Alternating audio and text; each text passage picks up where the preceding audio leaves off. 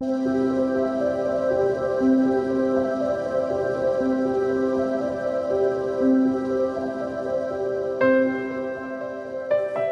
are listening to a podcast by the Little School of Happiness.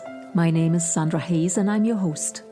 Here you will find episodes on all the Vedic teachings like yoga, Ayurveda and Vedic Astrology. For more information about me and my offerings, please go to sandrahayes.eu, or if you're in Germany, sandrahayes.de.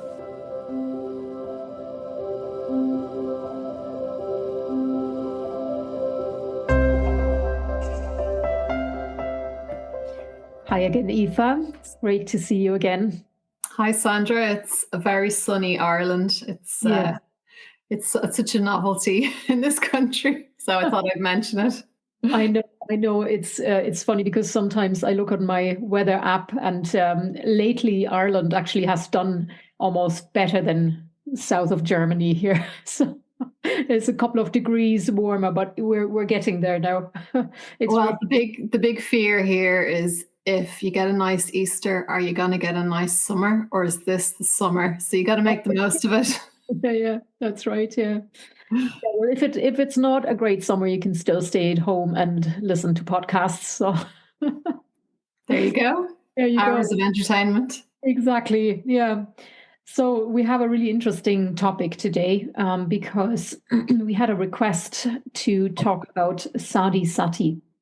Sade Sati means 7.5, and it's literally 7.5 years of transformation triggered by Saturn. And you're a very Saturn person, so we've all, we go through maybe even 3 Sade Satis in a lifetime. So we've all already had at least one. So do you want to tell us a little bit about your experience of your Sati? I'd love to. I suppose for those of us who are Saturn, who have Saturn as their Lord, which would be someone who has a Capricorn or Aquarius ascendant.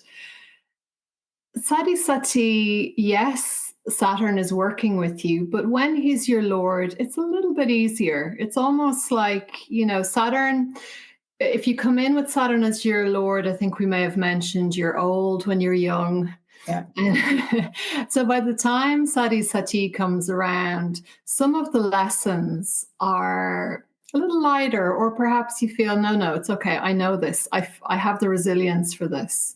I understand this maybe on a deeper level, because Saturn is teaching you lessons during Sade Sati. So in India, it's a very feared time.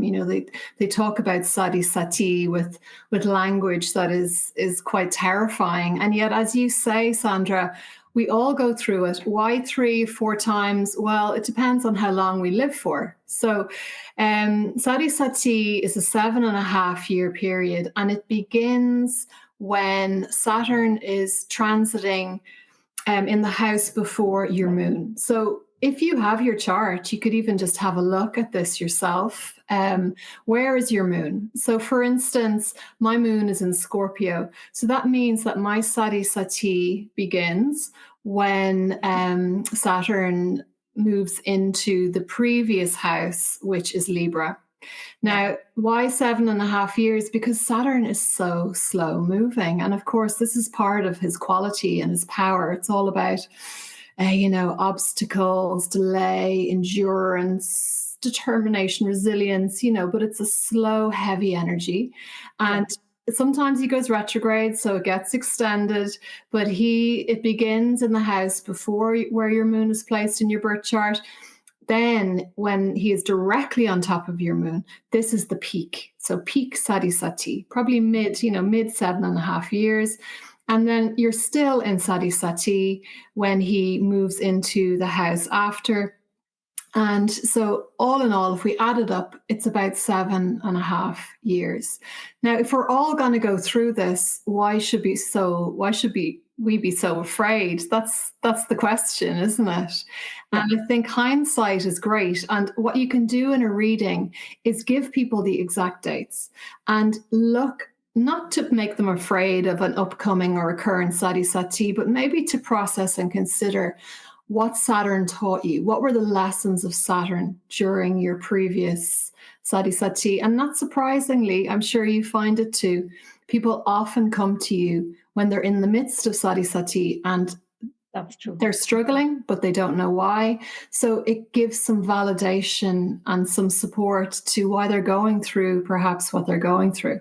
Exactly. And it's always just a matter of perspective as well, because to me, the way I like to see Sade Sati, it's a 7.5 year long transformation. And it's like every now and then you're getting an upgrade, in your lifetime. And this is an upgrade Saturn is giving you. And in any upgrade, it's a transformation. So any transformation requires you to let go of things that you don't need anymore. And it's like in I use a lot of the hero's journey. I work a lot with the hero's journey. And in the hero's journey, you go into the underworld. If you're going through any transformation, you're going through the underworld and facing the demons, and you have to fight your demons. But then you get the treasure and you emerge with the treasure.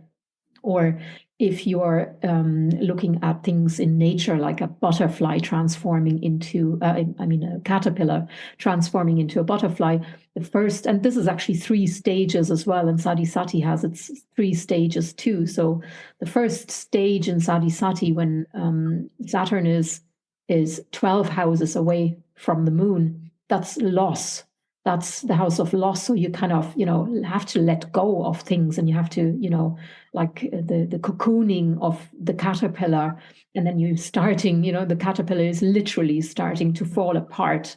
And then, the second phase where Saturn is directly over the moon, it's like like you say, the peak experience when the caterpillar is no longer a caterpillar, but not yet a butterfly. It's literally nothing. It's literally mush. And it's probably maybe a very difficult time often, because it's emotionally difficult, but again, it depends completely on, our birth chart. And like you say, if you have a strong Saturn already, then you have those qualities that you need to bear all of that. If you have maybe a strong, if you're kind of a person with a strong Venus attachment, or Mars impatience, or things like that, then that might be a difficult time. But then it's like the difference between the concepts of non-attachment and loss. Yeah. And the word that's associated with Saturn often is loss. And a generalization is that he's teaching us about the transience of things. Everything is temporal, everything is temporary. And when we're young, perhaps, we think everything is permanent. This is me, this is where I go to school, these are my friends, etc. I think we may have mentioned that before when we talked about Saturn. But in the first Sade Sati, perhaps you lose your grandparents. It's kind of a generalization. And you think, there is loss in the world, and you feel the pain of that, but you grow from that. And then they say perhaps in your second Sade Sati, you lose your parents. Again, it's just teaching you about loss. But as you say, it's also about shedding the layers of what we attach to, which is the Maya, the veils of illusion. Ultimately, he is giving us wisdom, and he is the spiritual, he is one of the most spiritual planets. But it is about maybe the dark night of the soul, and not being afraid to go there and access these uncomfortable feelings, not suppressing them. Yeah. And he is the planet, of course, of yoga and meditation. And we are gifted with this tool of steadiness, this santosha, this contentment that we can perhaps find within through the path of yoga.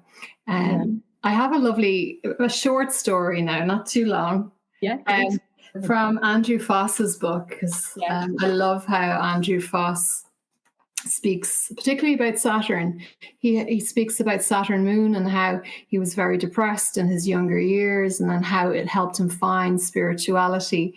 But he talks about a traditional Hindu story about Sade Sati. So he explains that in a village, someone told Lord Shiva his 7.5 years of Saturn were about to start. This is called Sade Sati, which means 7.5. And when Saturn passes over the 12th, the 1st, and the 2nd zodiacal signs, from the natal moon, Shiva promptly dived into the Ganges and sat in meditation, undisturbed for 7.5 years. Emerging, he commented that the transit of Saturn had had no effect on him. And someone said, "But Lord, you had to sit at the bottom of the Ganges for 7.5 years." So as you see, it's just all a matter of viewpoint. Yeah, exactly. Yeah. Yeah. And not all Sade Satis are difficult or, come across death or loss, literal loss of a loved one. It's not always like that, but we have many ways of going through Sade Sati, but there are definite patterns. Do you remember your last Sade Sati? Yes, because I got divorced. I remember it quite well. Well, when I say I got divorced, my marriage of 20 years, we're married for 10 years, we're together for 20 years, ended. So that was a huge formative point in my life. And in fact, only now that I'm 46, am I living longer than we were together. So if you think about how much is caught up in all of that, that was a big Saturnian lesson, certainly very formative. And, there are other things that I would have worked through during that time as well. And it's difficult to say to people going through the midst of this inner turmoil that, you'll look back and think, well, this is the making of you. This is spiritual evolution. But certainly sitting here today, I can say that it was a very powerful lesson. And it even prompted me to begin teacher training in yoga. So from there, I completely changed my life. Yeah, that's such a classical story of Sade Sati, because you let go of something that actually would have held you back karmically to become the person you were supposed to be. And then you began a completely new phase in your life. And this is really interesting. And it's the same for me. I also, during my last Sade Sati, during the beginning of it, I separated from my ex-husband. And then somewhere in the middle, when the second phase, I think, began, I moved. I had met someone else, and I moved away. I moved from Cork to Wexford, and this was a very interesting time. A very, it was beautiful because I could already see this is a new phase, and it's a beautiful phase, and there was a lot of new love. But the beginning in this new place was very difficult as well. And I felt very separated and lonely for quite a while. So emotionally, it was a difficult phase. But then the third section of the Sade Sati was when my then husband and myself, we bought a house and we started a really wonderful life together. We had, a really, a big garden and an animal sanctuary and children running around in the garden. And it was real picturesque, beautiful life. I had also, this already started in the first part of the Sade Sati. I started dance, a lot of dance. Dance had come really strongly into my life. And in the second phase, I started making it into a profession. And then in my third phase, I had a dance studio in Wexford. So, this was a real transformation for me as well. But it wasn't, I remember it as a really beautiful time with difficulty, but a really important and beautiful time. And you would have had to put a lot of hard work into this as well. And that is one of the themes of Saturn also. He's a bit of a taskmaster.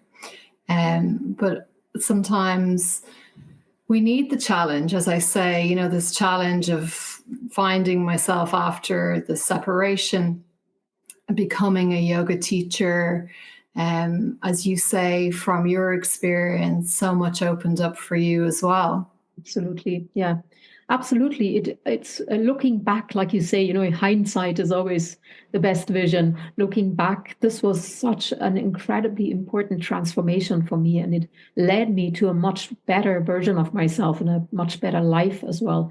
But, to get there, it wasn't easy. It really wasn't always easy. And it's not superficial work. He really does work deeply and extensively. Yeah, yeah. And I remember a few of my friends or people that are close to me that had that pattern too. My daughter, who was in a long-term relationship at the very start of her Sade Sati, separated. And also my partner, I had looked up his chart, and he also, this is another theme, because he had been in a relationship that, in his own words, he said it wasn't the right relationship and he stayed because of comfort. But when Sade Sati started, they separated because everything had to fall away that is not true for yourself. And, that's a really interesting pattern that I see over and over. And it's not always in relationships. That's, it does happen quite often, but it's not always that a relationship falls apart. But no, it's not always that. But as a astrologer, we can maybe look at that, can't we? Because what houses does Saturn own in the chart? For me, that was first and second house. It was very much about the self. And then second house issues around, speech, communication. Every time I talk about my voice, I start to lose my voice. This is a very interesting thing for me. And Saturn has just moved out of my second house. So I'm hoping it improves. Yeah. But he's in my 8th house of transformation. Yeah. But Saturn in the 8th house gives you longevity. So we don't often speak about the length of a life, but when we see Saturn in the 8th, it can give longevity.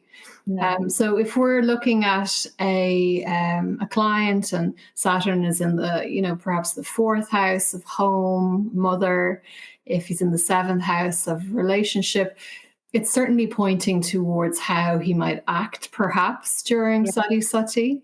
Mm-hmm. And we can also look at the D9 as well. And I don't know if we've talked much about the D9, but it's the D1 is the birth chart, the D9 is the Navamsha, and it shows really where perhaps your path is going, the fruition of your karma. Mm-hmm. And we can look to where Saturn is there as well, maybe for some reassurance or some just more, there's more layers of information about how Saturn may act. But of course, information on one hand is great. If you know your Sade Sati is coming, perhaps you react in a way that you kind of brace yourself. But ultimately, it shouldn't bring fear, because it will play out exactly as it's supposed to play out. And we can just hold ourselves steady. Yeah, that's it. Yeah. Well, it's always the case, isn't it, that the more resistance you have toward reality, the more suffering there is. If you can manage to just accept reality as it is, then you can actually go through your Sade Sati with a lot of joy, even because, it's literally the resistance that you have against something that causes the suffering, I think. And also, we undergo transformation all the time. We're not only transforming during the Sade Sati, it's just a very special and deep transformation that we're going through. But Saturn moves across a lot of planets. And, it's also very telling when Saturn, for example, moves across your Atma Karaka, your soul planet, the indicator of your soul, or across the sun, or across your ascendant, that also has has a similar effect, just in different areas and just on a different scale than if it goes over the moon, because the moon is the mind, the moon is the psychic life and how we experience and feel our life and the world. And that's why it's so significant. Yeah, and that's something, again, we can look at. So when we sit down with our clients, not only do we look at the D1, which is the placement of the planets at the moment of their manifestation when they came into this world, but also what are the current transits. And if you overlay that over the D1 chart, it really gives you an indication of what energies are heightened at the moment. Mm-hmm. And of course, looking at where Saturn is, we can see what house he's over, what planets he's over. Because as you say, it is really an opportunity if you're open to it and not too resistant to it. Yeah. And especially when we have this information, perhaps it allows for a little bit more peace within the transformation that will ultimately happen anyway. Absolutely. That's it. It's really, it allows us or it gives us permission maybe to accept reality as it is. Because when we know this is Sade Sati, this is what's happening now, and it will go away, it will pass, and it will, it's a transformation, and it's a change that we're going through. And if we can accept that, and we can, so much easier when we know why is this happening. And for me personally, my chart has been so important for me in making things easier to accept, especially in difficult times. And as astrologers, of course, we have most people who come to us. For you, I'm sure it's the same. They're usually people who are in the middle of a crisis, or who are just suffering about something at the moment, and they're not sure why or what is happening. And so they want to consult the stars, and it does help. It gives relief every time. Yeah, it does. And one of the energies of Saturn is about simplification, and it gives us, when we have this information, it gives us the opportunity to maybe consider, if I'm too externally distracted, if I've got too much in my life, within this time, it's an opportunity to drop what doesn't serve you very well. I always remind myself that, we talked about which planet has which place in the cosmos. King, sun is king, queen is moon. Saturn, or Shani, is Shudra. He's a servant. Yeah. And that's interesting to consider, isn't it? Absolutely, yeah. We are the servants in so he is giving us the gift. How we approach, how we react, and how we assimilate that gift will be eased with the sadhana, perhaps, that we've done in the past. Yoga, meditation, all this spiritual work we do is cumulative, and it helps us. It certainly helps us. So it might be that you feel naturally drawn back to a practice or a group or a sangha, even before you know why. Exactly. Yeah. The longing to go back to your spiritual roots, or to your, what nourishes you spiritually. And, and I think also, Saturn is really so misunderstood sometimes because, like you said, it's often attached to very fearful visualizations of what could happen, when Saturn comes. But when we look at the stories and the mythology of Shani, and we have, talked about this in another episode, Shani, he had to endure a lot throughout his life, but he came out on the other end with the greatest gift of all. He became immortal, and he got the greatest gift possible. And Shani, and even if we look at Saturn as a planet in the solar system, he is the protector, literally, of the solar system. It's just so interesting, things he does in order to protect all the other planets. He attracts all the garbage that is floating around in space.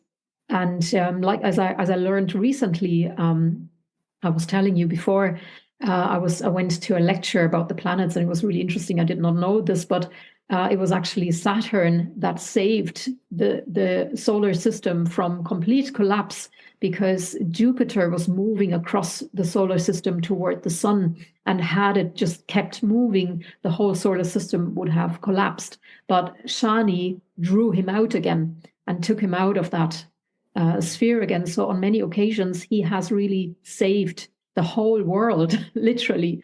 And he is our protector as well. And, when we look at the stories, we know that, we will get something out at the end. We just have to first endure that transformation. And transformation is, it's never quite easy. But when we know that it will be better afterward, then it might make it easier for us to endure. There's so much wisdom in these old stories, isn't there? Absolutely. Absolutely. And, the beauty of it is also, like, I like to work with story and mythology a lot anyway. And I like to work with the hero's journey. And for me, when there is no happy ending, then the story is not over yet. The end of the story is always happy. That means when the transformation is complete, because every story is about some kind of a transformation, when the transformation is complete, we always get treasure. We always get something really good out of it. There's the analogy about how, 1 ounce of gold requires 2 tons of ore. Did you know that? It's incredible. And so you've all this rock, you've got to subject it to intense heat first. Yeah. Then you add cyanide and mercury, and there's lots of miserable processes that it goes through to become immutable. Yeah. And it's only when it's gone through all of these challenges and misery, it's a strong word, but this is where we get gold. Purified, through the process, like coal and diamonds. And I always think about the color of Saturn. Some people say black. It's actually dark blue, and that dark blue holds all color. Yeah. It's like an iridescent dark blue almost. Rich, inky blue. Yeah. Yeah. It's beautiful. Yeah. Mm-hmm.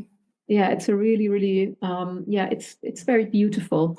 And like the analogies you just gave about diamonds, for example, that really only can emerge under an immense amount of pressure over a long time. But only in that way we get diamonds, or a pearl in an oyster that only emerges because of pain, because, the oyster was hurt by whatever grain of sand, or this is just a fact of life. And this is the divine grace that we look for in every chart, isn't it? It's the hope. It's where the struggle in every chart, it's so complex and unique, and yet there is always, within the struggle in a chart, there's always beautiful areas of beneficence and auspiciousness, and radiates hope from somewhere. Yeah. And it also, it depends, like you already mentioned, on the individual chart and where your Saturn is placed in the chart. Like you said, yours had a lot to do with the self energy. And for me, it has a lot to do with my husband and gains. And I'm thinking now, for example, of my daughter, whose Saturn rules her second and third house. And for her, it was an interesting Sade Sati as well, because she started an apprenticeship at the beginning of it, and she literally stayed in that apprenticeship for the whole Sade Sati. Because there was always obstacles, there was always something that's coming in the way, and that's the hard work that she's putting in. Exactly, and she was constantly struggling with money, and feeling, it was very difficult at times, but now she's starting to come out of it, and literally a changed person as well. She was forged into a diamond during that time, literally. That's wonderful. Because if something is just handed to you, it doesn't have the value. That's it, exactly. But it's just that at that moment, you don't see it. At that moment, when you're, not the caterpillar anymore and you're mush, you don't have a brain to think. You don't, you can't. You're just getting through it. You're just getting by. Exactly. Surviving. Yeah. And I suppose it wouldn't even be the same if we didn't suffer, if we didn't have that feeling of suffering, because, in all the Vedic teachings or in all the spiritual teachings of the world, we have to undergo all layers of our consciousness, and not just the mind or the subtle layers. We have to embody it. So we really have to feel it with all our emotions and all, physically as well. We just have to be steeped in life. That's it. And Saturn, it really is on that cellular level, isn't it? As opposed to knowledge and book learning. It's experiential wisdom, embodied wisdom. But isn't that what makes the greatest teachers? Yeah, absolutely. Yeah. Yeah. Hindsight is always better. Hindsight, and then maybe we could, in some way share that wisdom with people who are going through it, just to sit and listen and just to be understanding. Yeah, but what's really helpful during the Sade Sati, because Saturn is really all about, do your duty and do what you have to do, be a good person, do your spiritual practice. And, this does help for anyone who has a spiritual practice, whether it's yoga or meditation or a religion or whatever it is, shamanic practice or pagan practice or whatever it is, something that connects you to a higher purpose, or even, in a kind of a very scientific sense, if we just get, have our daily practice that has to do with our dedicated work that we do for a higher cause, that really helps to sail through it much easier. That, and also Shani is about giving. It's the energy of giving.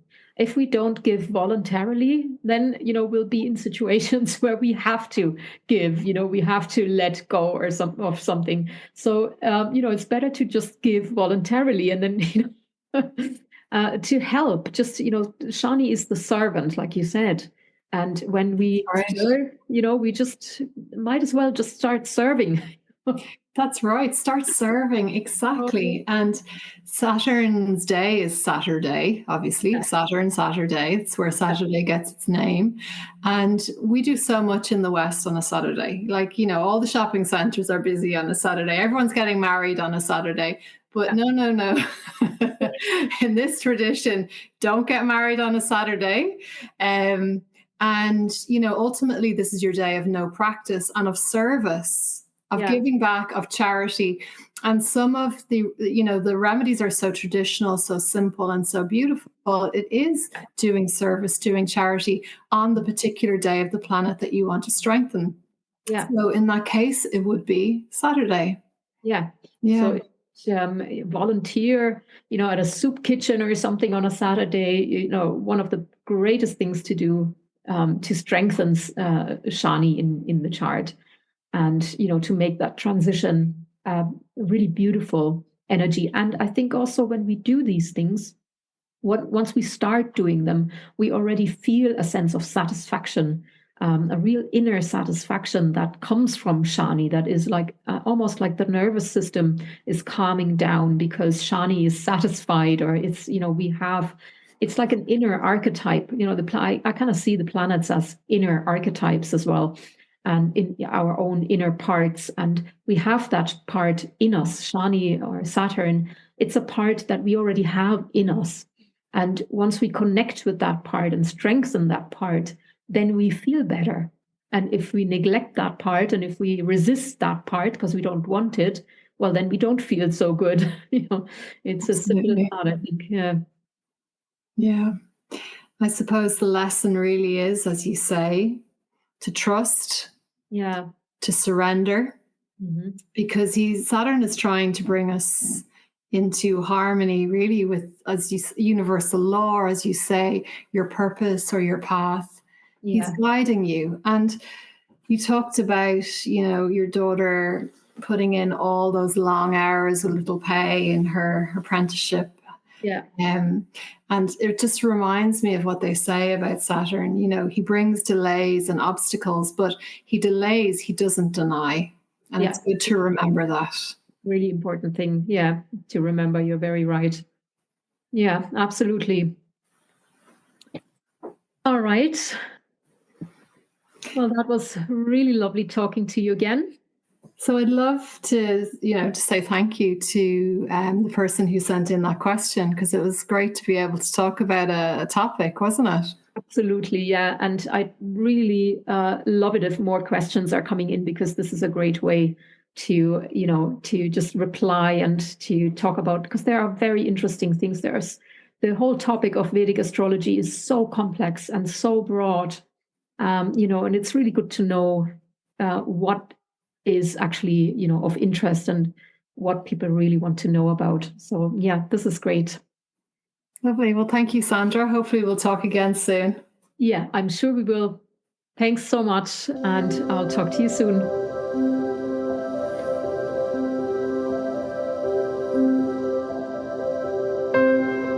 You were listening to a podcast by the Little School of Happiness. For more information, please go to sandrahayes.eu, or if you are in Germany, sandrahayes.de.